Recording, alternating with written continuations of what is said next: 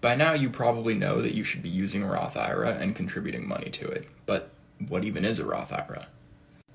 A Roth IRA is a tax-free retirement account that allows you to grow your money completely tax-free as long as you promise to not take it out until you turn 59 and a half.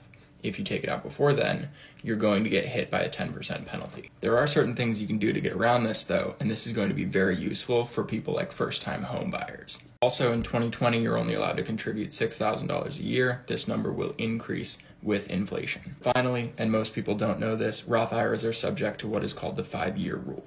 This means that even if you turn 59 and a half, if you haven't held the account for 5 years or more, you will be required to pay income taxes on anything you pull out. Next video, I'll show you how to open an account so that you guys can start building your wealth literally tomorrow. I got you, and let's change that. Before I start, you should understand the difference between a brokerage and a registered investment advisor.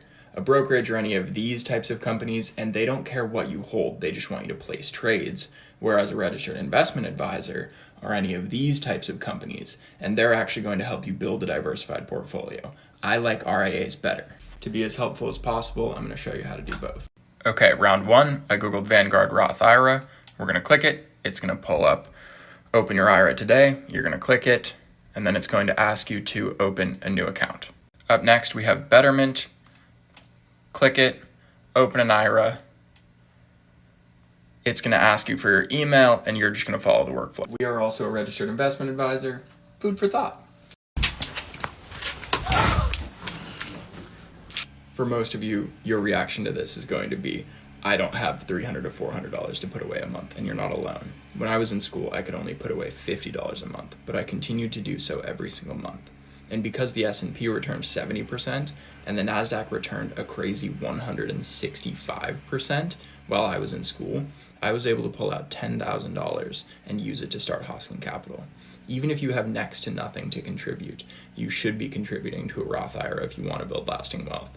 You can always increase your contributions later.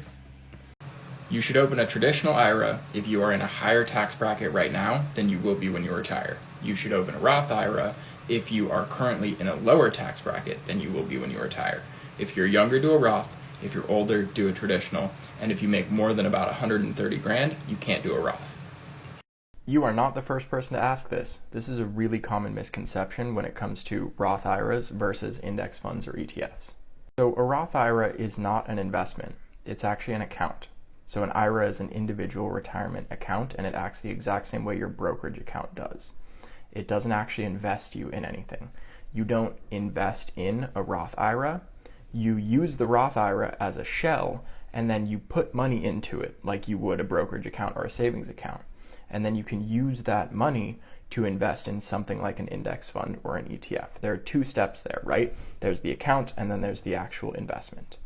The good thing about the Roth is that then if that investment that's in the account makes money, you don't pay any taxes on those gains unless you take them out before retirement, but that's another issue. Should you open a Roth IRA for your kids? Absolutely, but you have to make sure that they have earned income. This means that they have reportable W-2 income. This doesn't necessarily mean they get taxed on it. It might be below their deduction, but it has to be reported to the IRS. If they get paid under the table, it's not going to count. They won't be able to contribute.